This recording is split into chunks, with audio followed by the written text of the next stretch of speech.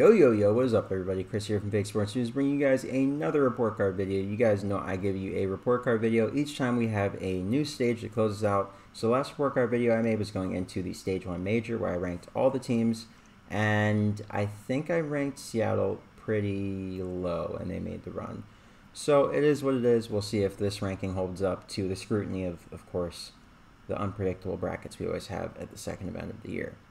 So we kick things off in alphabetical order, starting with Atlanta FaZe, and they went 3-2 overall, so I gave them a B+. Teams that made winners bracket at the very least got a B, so there's that. I rated their teamwork a B+. I thought their teamwork definitely left something to be desired at multiple points, especially in Hardpoint. It definitely needs some serious work. Crowder and, of course, RJ have their work cut out for them, as well as Easy Mac, of course, doing the stat work. So I think they'll definitely go back to the lab, figure a lot out going into Major 2, and they will look a lot better. Their composure, I gave it a C. There were quite a few reverse sweeps that came through in this stage. I think they lost 2 Game 5s. They lost Game 5 to Optic, of course. They won a Game 5 against LAG. They won 3-1 against Seattle, I want to say. No, they 3-0'd Seattle, and then they got 3-0'd by Rocker. Yeah, so there was 1-3-2 that they won, 1-3-2 that they lost. The reverse sweeps are an issue, though. You don't want everything going to Game 5. Even though FaZe is a good SND team, you just want to close it out in 4 if you can. So that's why I said that their composure was a C. The reverse sweeps are a big issue, and their hardpoint, similarly, is a big issue. I gave them a C-. Their late game holds were absolutely atrocious, and most of the hard points that they had obviously not going their way. It was very close games a lot of times. There were a few where they just got blown out, and that's definitely embarrassing. They definitely need to go back to the lab and figure out what their map pool looks like right now, because it's just all over the place. So in the S&D, I gave them an A++. I still think that they are the best team in the game, regardless of stats. I just feel like they square up against the best teams really well, and yeah, that's what wins you championships. So their S&D being in a good place is definitely very encouraging, especially since their control is in a relatively solid place at a 3-2 record in Stage 2. Of course, they're 4-3 in Game 5s, so if it goes to Game 5, they don't necessarily feel overconfident, but they also don't feel like, worried. FaZe are the best S&D team in the game in my mind, but they need to focus on their late game holds to close out hardpoints. Their late game holds have just not been great, and honestly, if they fix that, then I think they have the potential to, if not win the whole event, definitely make a top 4 finish. Our next team, of course, is the hosts of the Stage 2 Major, the Boston Breach, and I gave them a B+ as well, just because they made winners bracket, and they looked really good this stage. They obviously looked really good in Hardpoint, as we all know from watching the matches. I gave their teamwork a B+. I thought their teamwork was very solid. They all looked very confident on the map, and they looked like they played together very well. In the S&D, they left a little bit to be desired, I would say, but it looked pretty good overall. Their hardpoint, I gave an A- just because their hardpoint form has been top tier all year long. They've been a really good hardpoint team ever since this roster was formed, and we all kind of expected that with the personnel. Vivid, Wake, of course, Nero and Methods. Those are 4 guys that can slay with the best of them, so it makes sense their hardpoint record is so good going up against very solid teams. The S&D, I gave a C-. Their record in Stage 2 was actually very good, but they did lose 2 Game 5s, I believe. I think both their losses came in Game 5s, but regardless, they're 0-5 in Game 5s. They definitely lost to Thieves Game 5, and their other loss was to Vegas? Toronto? Somebody. So I'm pretty sure that with the 0-5 Game 5 record, that's definitely enough to warrant them being brought down to a C. Just don't have a lot of confidence in these guys to close out series in the S&Ds, which is what you want in S&D. If you're not winning any S&Ds, you want to win the Game 5s. So 0-5 in Game 5 definitely drops their search rating, in my opinion. And their control, I thought, was really solid. They went 3-2, and they played some very solid competition to get that 3-2 record. So my notes are that Boston looks to be in great shape heading into their major. They need to clean up their search and late game holds in the respawns, of course that being in control, and somewhat in hardpoint, not as much, but definitely left something to be desired in some of those losses. So with those things being cleaned up, I think they definitely are poised to make a deep run at their tournament, if not win it. I think everybody can win it. I think there's just so much parity in the league that everybody can win it, but there are a few teams that I feel have shown signs of dominance in certain ways. I think Breach in their hardpoint game, they've shown that dominance, just their map pool. So yeah, that's why I have them as one of the favorites to win this. Mutineers. This is a team that is really interesting. They're always in a really interesting spot every tournament they go into. I feel like everyone has them as a dark horse. Sorry for the visual error. Some of these say stage 4. I forgot to change it out because the template I use for these I made in stage 4. So I just customize it every so often as graphic, and then, yeah, there it is. But if it says stage 4, it's a visual error. This is stage 2. So looking at the Mutineers, I gave them a D+ overall. I thought their stage 2 performance was less than stellar. So we'll start with the teamwork aspect. Mutineers' teamwork was not there to me. Obviously, they made a roster change, taking Brack to the bench and bringing in Dave Patty off the bench. And, I mean, while their respawn pressure definitely improved, it didn't improve enough for me to definitively say that that was anything more than a lateral move, moving Dave Patty for Brack. So I still think there's a personnel change that needs to happen in this team. I don't think it's a one-player change that they needed to make. I thought it was a two-player change, but hey, what do I know? So more on the composure side of things, I saw Mutineers have some epic collapses in Hydro Hardpoints. Oh, sorry, that was Siri, just not minding his business. And Mutineers had some epic collapses in the Game 1 Hardpoints. They just won their first Game 1 Hardpoint on Sunday, so that's not good for them. Maybe Saturday it was. Regardless, their composure is not where it needs to be. They are currently 1-9 in Hardpoint Stage 2. So, you know, I gave them an F-. That's absolutely the worst record that we have in the stage. And all their series went to Game 5, so that's why they have 10 reps in Hardpoint. They have 10 reps, and they only won one of them. That's really bad. That just shows teamwork and composure is in the bin, as my friends across the pond would say. So, yeah, they definitely got a lot of work to do in the respawns. The SND looks great. I will say the SND looks phenomenal. They are 6-1 in the stage, 4-1 in Game 5s. They had 2 in Stage 2. They Neslo'd twice. Yeah, and they looked great in those Neslo series, but the other series they got 3-1'd or I think 3-0'd. So definitely not encouraging in that sense. They're getting smoked in the respawns, but their S&D is really good. They're 13-6 overall. They were the best S&D team in Season 2, or Stage 2. No one was even close to a 6-1 record, so they looked good. Optic had 6-2. They were the closest team, but 6-1 is definitely better than 6-2. And their control, I gave a D+. They were 2-3. They're 7-7 overall. They're not a great control team. I would say they're mid. The majority of their wins came in Season 1, so that's a big problem there. Florida's the best S&D team in the game right now, but they are terrible in Hardpoint. They're 5-21 on the season. Yeah. Improving their control should be the focus. They have found a lot of success in Neslo's in series. They have 4 on the year.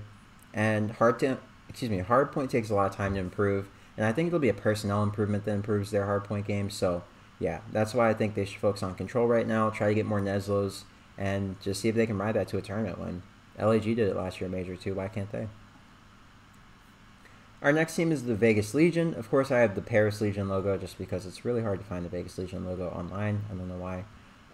Yeah, so their Stage 2 performance, I gave them a D+. They went 2-3 overall. Not a great Stage 2, but they closed the stage out very, very well. Of course, they won their series against Optic with a 3-1. They won in the respawns, which was interesting, but very good for them.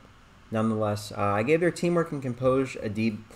They had a lot of issues with late game closeouts and Hardpoint, as you guys can see with my F grade for their Hardpoint performance. They were 3-6 overall in the stage, and honestly, if they won half of the games that they had, like maybe a 10-point margin in at the end of the game, they probably would have won like 3 more Hardpoints.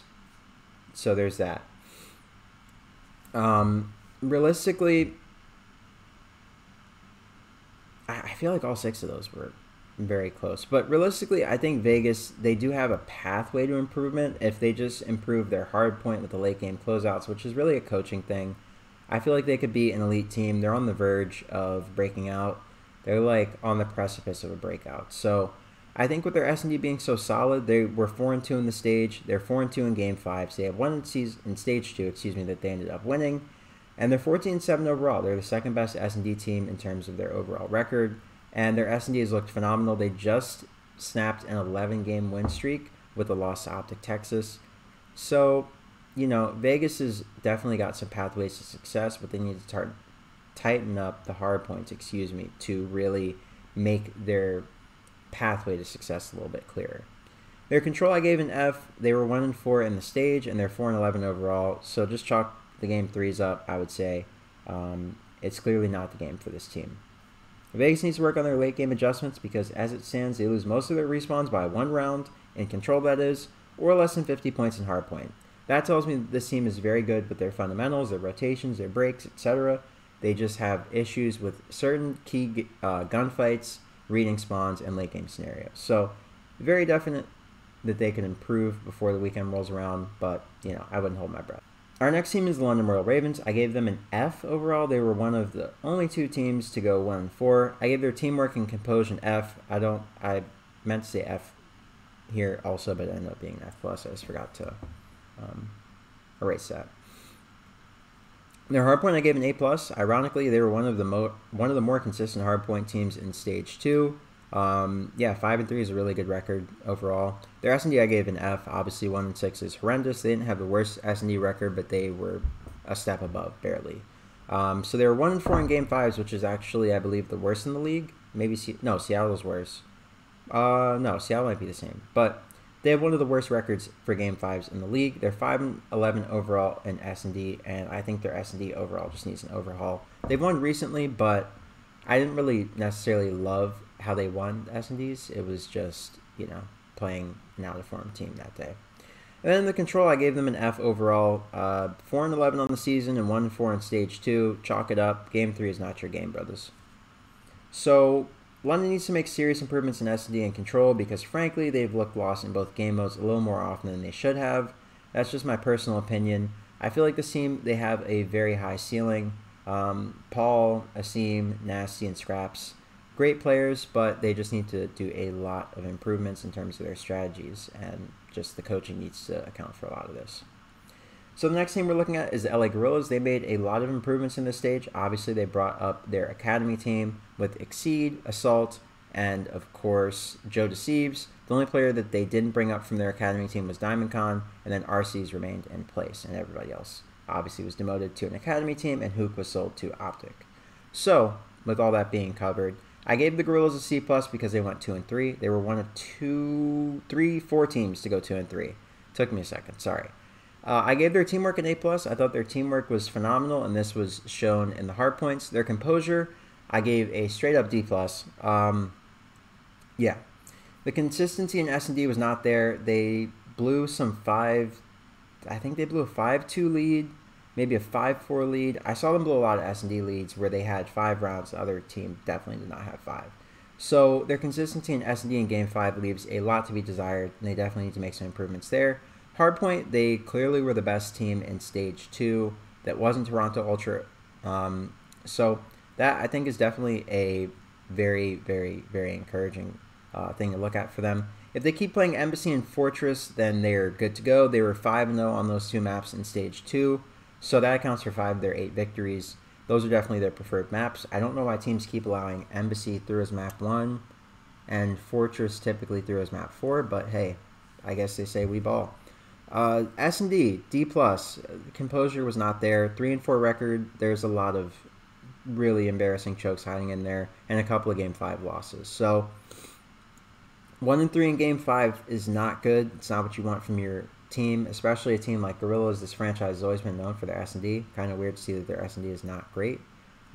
Needs work, definitely. Not beyond reproach, but definitely not in the best place either. Their control, I gave it an F. They're 0-5 and 3-9 on the year. This roster is just bad at control. Every iteration of it has been bad at control. So my comments are that LAG has a lot of work to do in the 2, 3, and 5s, or else they will get Neslo'd out of this tournament. Their hardpoint is in a phenomenal place, but literally, them only being hardpoint merchants leaves them open for an infinite amount of Neslo's, which is just not where you want to be.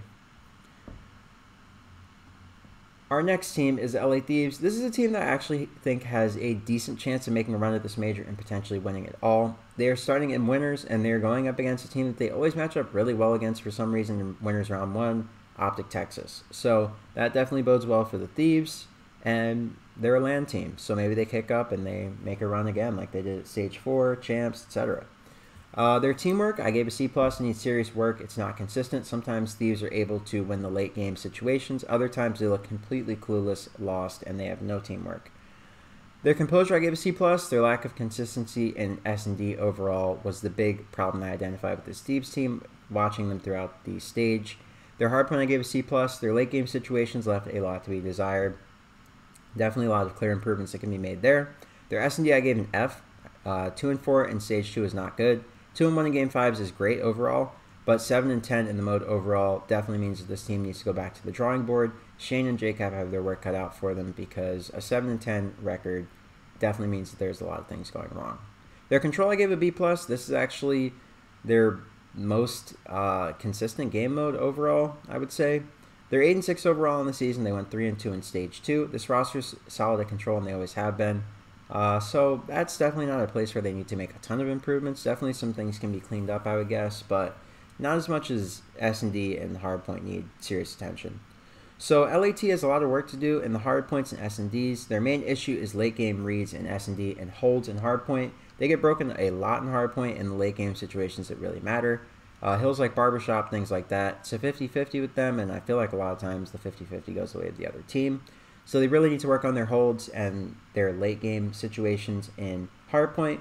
Similarly in S&D, a lot of times in the late game, in the later stages of each round, the Thieves just have these really weird plays where no one makes authoritative plays. Everybody just kind of plays passive and they play together. Then they get 2-piece or 3-piece, and that's pretty much the round. So late game strats are their keys to success. The late game adjustments, and the late round adjustments are just not there right now. And that's a great place to be in. If that's all you need to do, then your team's in a great place. So I think Thieves are in a good place. They can definitely make some very small improvements and become the elite team that they've always been. The Minnesota Rocker, I gave them a B+. I liked what I saw out of them stage 2. Their teamwork I gave a B+. They looked very cohesive. They looked like a good unit. I gave their composure a C. There was a lack of consistency overall from match to match. That's a big issue with Minnesota Rocker this year. A lot of inconsistency. They can come out one day looking like the best team in the game. The next day they come out looking absolutely awful. So I give their Hardpoint a B-. They were 4 and 4. They're inconsistent between series. That's the biggest gripe I have against them. But overall, their Hardpoint was decent. S&D similarly was very decent.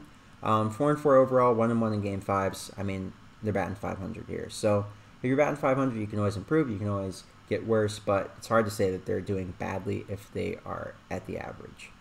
And then their control, I gave that an A+. I thought their control was really good in this split. They've lost more controls in this one stage than they lost at the major and stage. Well, they lost 2 obviously then, but they lost 1 during the group stage or the seeding stage, and they lost 1 obviously at the tournament. So a 10-4 record is actually incredible. I believe, no, they're not the best Hardpoint team. They are the 3rd best. So they're a great Hardpoint team. They're the 3rd best ranked Hardpoint team over in terms of overall record right now. And they're the best control team in the game. In my opinion, I feel like they put the most pressure on the map, and they just play the late game situations and control really well. Toronto Ultra is also a great control team, but I feel like Minnesota just has the deepest control map pool that isn't New York Subliners map pool. Toronto, I hate to say it, but they're kind of hotel merchants right now. They play a lot of hotel, and they win it, but they play a lot of hotel. So it remains to be seen how good their Asilo is. Yeah, and Asilo is a map that we've seen them struggle with a little bit. So there is potential that Toronto has a confounding variable in their, obviously, overall dominant performance, which is just their map pool not being exposed yet. Rocker is they need to be more consistent from one series to the next. So if they can tighten up their overall consistency in terms of their slang output, where it's not just the Afro show or the Band show or the Attached show or the Cami show, then they will be a really dangerous team, and they could definitely win this tournament. Our next team is New York Subliners, our defending Major 1 champions. I gave them a B+ in this stage. They definitely had some issues that were identified. Their teamwork was an A+. I thought their teamwork and their overall pressure on the map was great. Composure was a B+, I would say, in comparison to where they were coming out of the Stage 1 Major. There was a lack of consistency overall in all their series that I identified, and that was a big issue. Going from series to series, they looked great some days, and then the next day they lose to Seattle. So that's something to improve upon if you're the coaching staff. Their Hardpoint looked great, 6 and 3. They win the maps and the vetoes consistently, and I think they just need to continue to get good vetoes in their favor, because when they square up against really any team, I feel like they're pretty much always the better Hardpoint team. Their S&D left a lot to be desired at a 3 and 3 record overall in the stage. They're 2 and 1 in game 5s. They're 12-9 overall. Their overall SND record could be better. They definitely have some improvements to make if they're 12-9. They're very close to 500. So you want to get over 500 if you want to consistently win series. SND is 40% of each series. It's like being below 500 in Hardpoint. Like, necessarily you're going to start losing at a certain point. So yeah, I think their SND definitely needs a little bit of work to become elite again. And then their control is, I would give an A+ still. They're the second ranked control team in this game, second best control team in this game, sitting at 12-5. And yeah, they have a lot of encouraging signs to make it far in this tournament like they did in Major 1. NYSL is the best hardpoint team in the game right now, sitting at a comfortable 18-11 record in the mode. They need to be more consistent from one series to the next, and that's really my biggest takeaway. Just consistency. If they can keep that consistency up, I don't see a reason why they wouldn't cruise to another top 4 and most likely another final. Seattle Surge, conversely, I gave them an F. They were 1-4 on this stage. Not a lot of encouraging signs. Obviously, they are not an online team. They've never been one. So I gave their teamwork and compose an F online. Just wasn't good.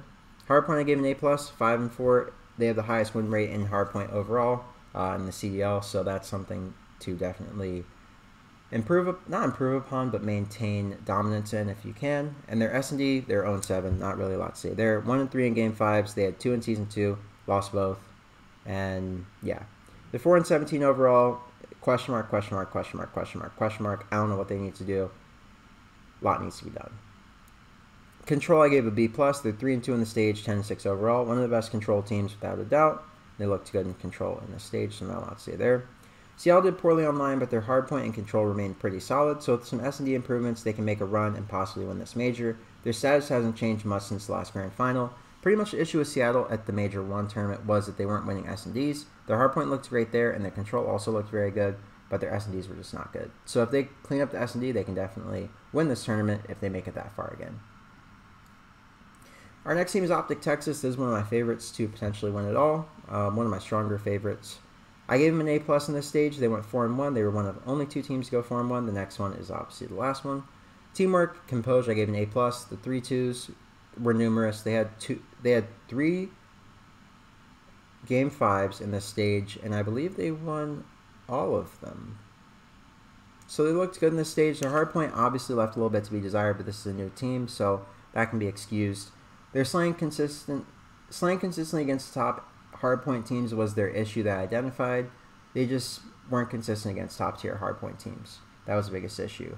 Their S&D, I gave an A+. They were 6-2 overall. They were 5-1 in Game 5s on the season. They had 3 in Season 2, which they won. They're 10-8 overall. They're the best S&D team in Season 2 that wasn't Florida. And I feel like their S&D will definitely be what carries them to a very good run at this tournament. Their control was 3-2 in this stage. They got the majority of their wins in control in Season 2, so that's something to note as well. They're definitely improving in the game mode. It's always been one of their stronger game modes in the CDL, so that is very encouraging for them. Kicking up at the right time in S&D and control definitely bodes well for some 2-3-5s, if nothing else. Optic Texas is much improved with the Scump roster change, obviously, but the Game 5s are not the most encouraging sign. Their hardpoint needs work in late game situations, because you don't want to go to Game 5 consistently. It's just a gamble. So yeah, Optic Texas in a great place. They just need to make sure they don't go to 5 so consistently. Toronto Ultra, the other 4-1 team, the other T team. Yeah, so they got an A+ as well. They're the other A+ team. I think they're the best team in the stage, even though they didn't get #1 seed. But hey, it is what it is. Teamwork, composed, A+, obviously. Hardpoint, A+ again. They're slaying consistently against top HP teams. Was pretty solid. Yeah, similar to LA Thieves and other teams. It's just late game stuff, which all teams need to improve on at times. So can't really read too much into that. S&D, I gave it A+. They were 3-2 in the stage. They were 2-1 in Game 5s, and they're 11-7 overall. I would say it's in a pretty good place. Their control, I gave an A++. They were the only undefeated team in control. Actually, they were only undefeated team in any game mode with this control scoreline. So they're 12-3 overall. They're by far the best control team by 2 games over the subliners. And Toronto looks to be the best in the game right now. A single loss and no Game 5s conveys their Stage 2 dominance. It conveys their Stage 2 dominance very well. They didn't go to a single Game 5, and the one series that they lost to Optic, obviously with a much improved roster, So that can just be chalked up to honeymoon phase or not having a lot of VOD or whatever. So yeah, that just about wraps up for me. My top contenders to watch out for at this tournament are Atlanta FaZe. We'll go back to the top. Boston Breach, of course, our hosts. Oops.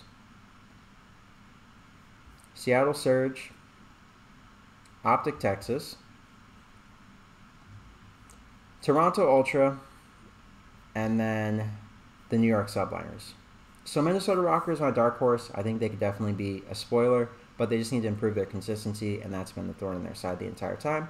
So yeah, guys, I hope you enjoyed this video, and I'll be back with more coverage, of course, tomorrow, going over a tier list again. So yeah, guys, that'll about wrap it up for me. Be sure to like, comment, and subscribe if you haven't already, and I'll catch you guys on the next video. Once again, this is Chris from Fake Sports News, and I'm signing off. Peace.